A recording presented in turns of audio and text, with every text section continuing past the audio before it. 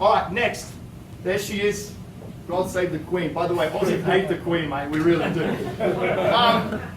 So, capital appreciation versus cash flow. Love it. Okay? Let's start off with this one, guys. Knowing your end goal, okay, knowing your end goal will in return determine your risk.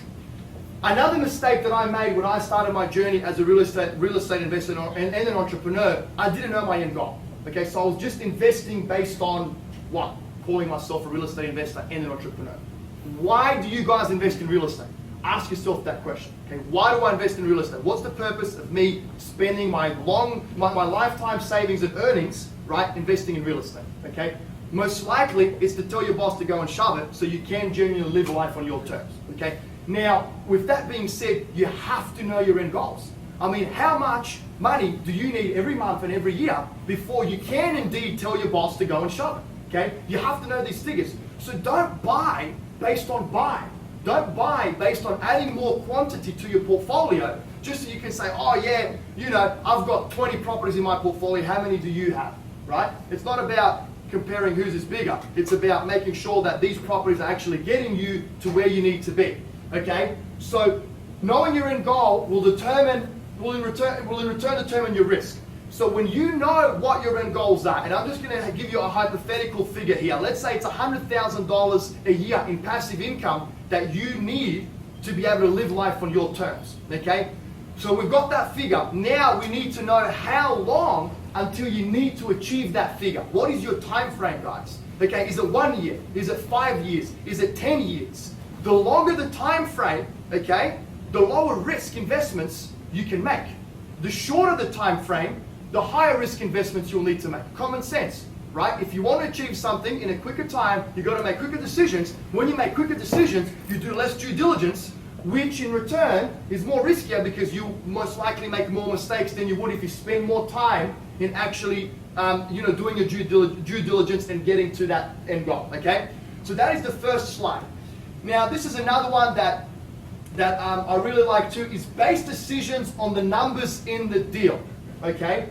I mean, it freaking pisses me off how many investors I speak to every single day that ask me, what do you think about the capital growth freaking projections? Guys, do I look like a wizard? I mean, I don't have a crystal ball. How can I tell you what's going to happen tomorrow? I've got no idea, right? So it's impossible to predict the future. No one has a crystal ball. And if someone tells you that they know what's going to happen tomorrow, run. You have to run from these people. No one can tell you what's going to happen tomorrow.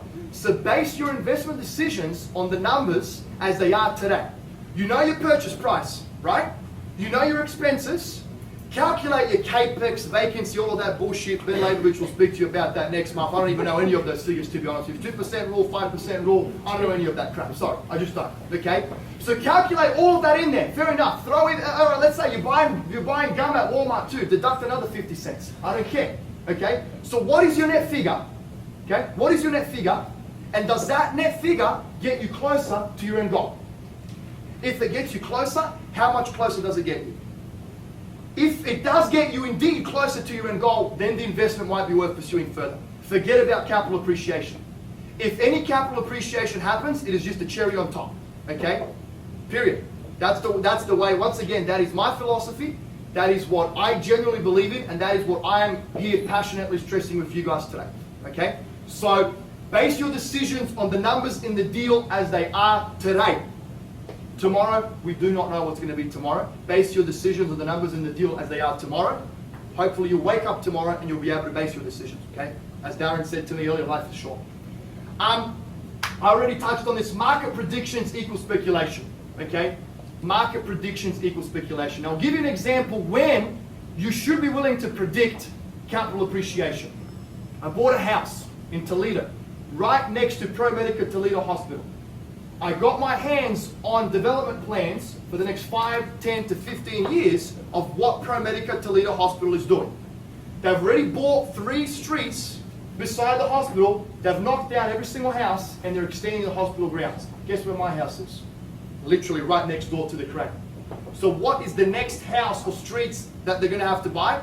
It's mine. So I'm basing my decision there on a prediction that yes, indeed, they will pay 7 times what my property is actually worth because they've done it in the past. but because I know they need more room and they're going to be expanded. So I'm not going to say it's insider trading because it's not, but it's a prediction. That's what I'm predicting is going to happen because I know how wealthy this company is and I know that they're buying everything and anything in Toledo. Okay, so that and only that is when you should invest based on predictions. Otherwise, make sure that you're looking at these numbers, guys. Please, please, I'm begging you. Okay, if cash is king, then cash flow must be queen. Not that queen, though.